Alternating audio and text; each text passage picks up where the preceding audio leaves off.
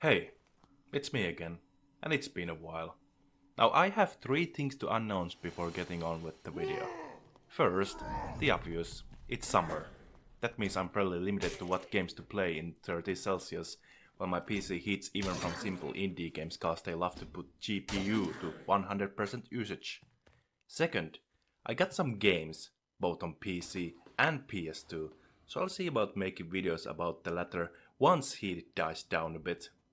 Third, and finally related to this video, I had plans on making this like previous video game Forest videos, except I kind of felt that might not do good justice.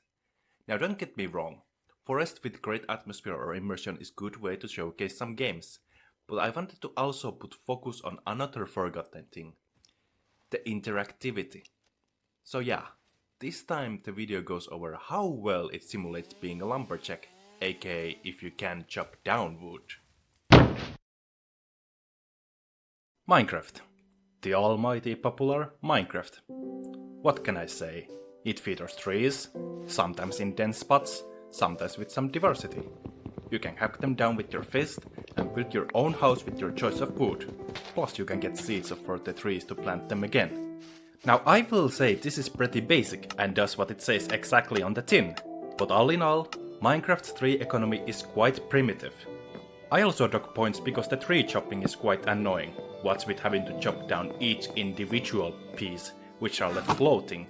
Thankfully, there are mods that lets you essentially chop the entire tree down from the base rather than having to fist each block of the wood out of the way.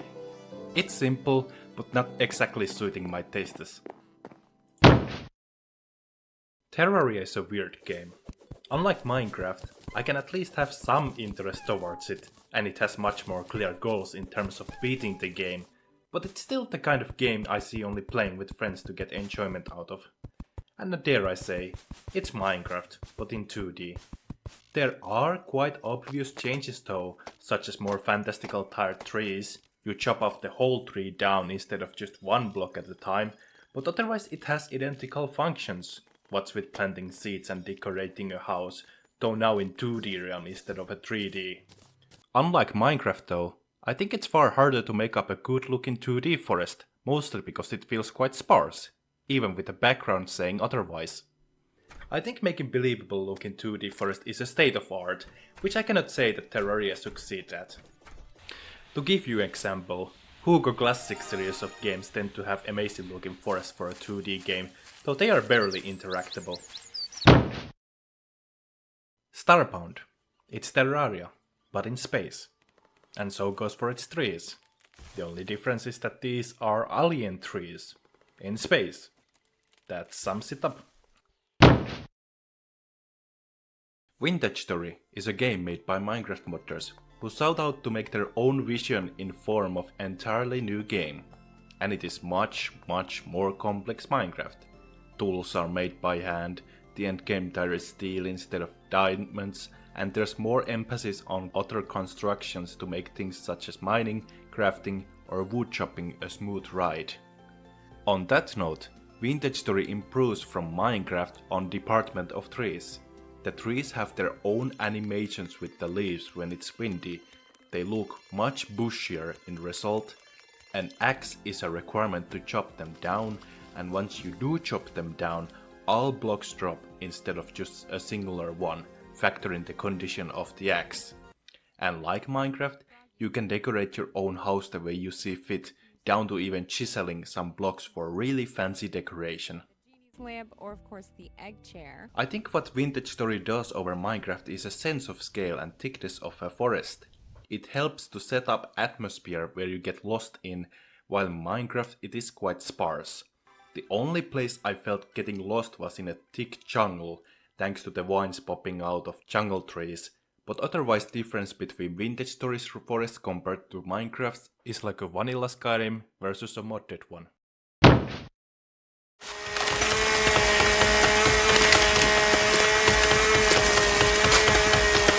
The forest. At the same time, it is exactly what it says on the tin. But on the other hand, the game's focus is less on forest and more on cave dwelling. I have to say, This is the weakest part of the game that otherwise is quite comfy and relatable to my own everyday life. The part is that the story is fairly ridiculous. Oh sure, it plays it all seriously what's with plane crash, losing your son to a naked tribal, but then it throws fantasy stuff such as monster experiments and the whole plot being about using life-siphoning machine to make people alive from the dead, which is where Timmy is residing in. I've yet to see a survival game that tries to play it straight with either escaping the place or calling for help. Subnautica almost got it right. Almost. But what about the titular forest? Well, I was a bit disappointed there's only one type of food on existence, aside from the branches, and that if you do end up being hyperactive like me and want to deforestate the whole place, you can do that, and no tree will ever grow back. Oh sure, there is an option for respawning trees, but by default it's off, so clearly that is the intended means to play the game. The saving grace with the forest has to be the thing that is not on previous examples, which is good old timber action. You whack the tree, it will fall after enough has been whacked, and you have logs ready to be carried to storage or processed further. It is quite shame since forest has lot of things going on, but the story takes away from the whole survival aspect. But I cannot say it's entirely bad, like I said, the game is very, very relatable. I'm gonna have to put you down.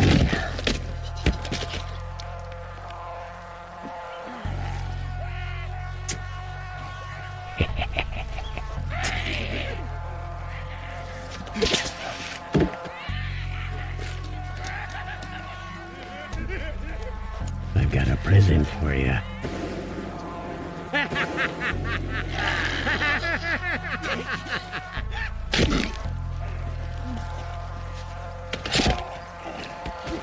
Rest in pieces.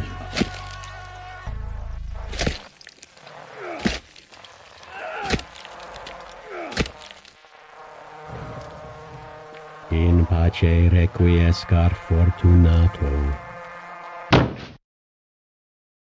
Yep, I've come back for this game again, as it does have interactable trees, a step above from previous games mentioned, as not only the timber falls down, but it then goes into pieces that you have to whack to get usable wood out of. Wonky physics are just an additional bonus, in addition of the danger of getting on the way of a fallen timber.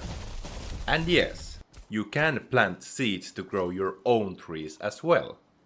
Like I said previously, I don't care about the survival aspects of this game, mostly because an unreasonable amount of invasions you get into your home and no means of avoiding that unlike in the forest, but the environments and capability to spring up my own type of forest keeps me invested to play it every now and then. Medieval Dynasty is a game I decided to out of whim to get from summer sale, expecting something low, and being mildly and pleasantly surprised by the game itself.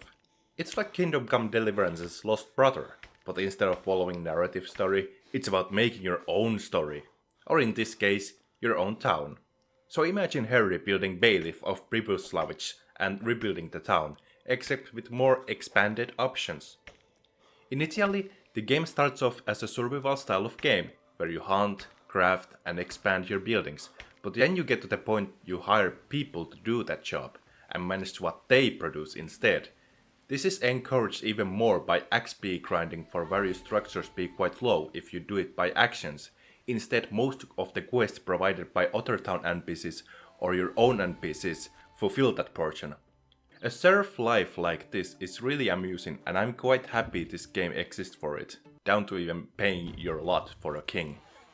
But not to derail totally, let's see them forests.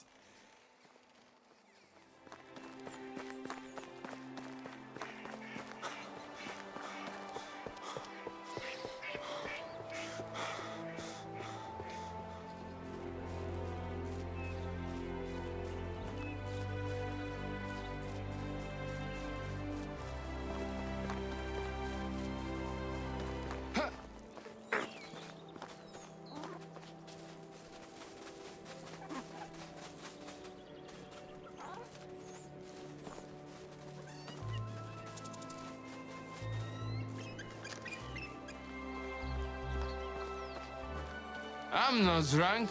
You're drunk. Bloody gamers.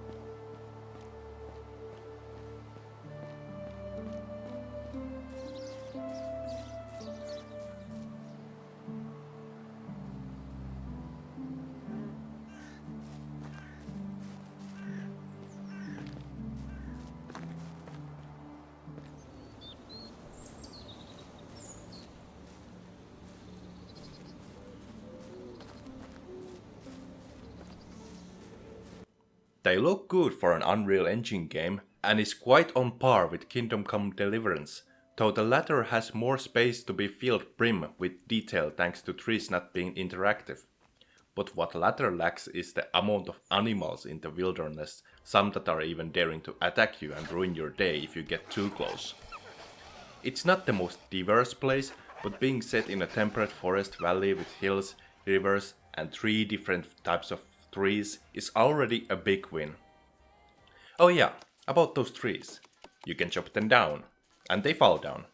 Then you have to chop them some more to make logs out of them. Sadly, no carrying animation, but for compensation you can carry as much as fits into your inventory. You look as if you were carrying 100 logs. But where are they? In your pocket? And yes, you might want to step away from a falling tree instead of letting it fall on top of you. And to go even extra mile, using a shovel you can uproot the stump to remove tree entirely. Now, there is a random chance tree drops saplings, so you can replant trees and even choose a style for which one to come out, though it takes few seasons before they sprout out.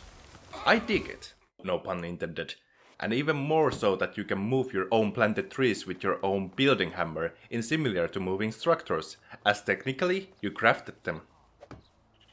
Medieval Dynasty, I say, is the best in department of video game trees and forest so far. It's quite addictive, and I won't lie if those reject modernity, embrace tradition memes were talking about this, I would kind of agree with them. Nothing like supplying firewood to the town, helping their mood to plant few stumps for them to sit on, sending my wife to salt mines cause that is her favorite job. Oh, and cosplaying as Geralt of Rivia. The game does have options for potion and poison crafting, and it does have combat against animals and banditti, so just like the forest, it awakens the inner man of violence. Finally, some entertainment!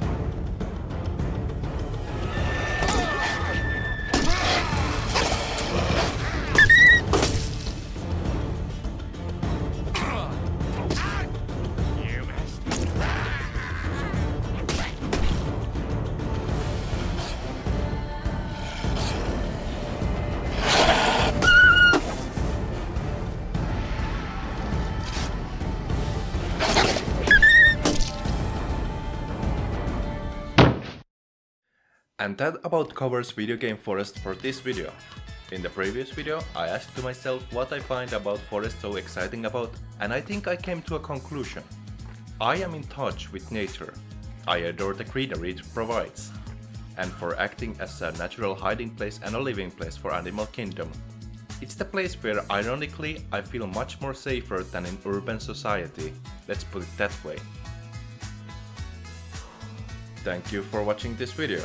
If you want to support this channel, you can give me a coffee through a link in description. Have a good day.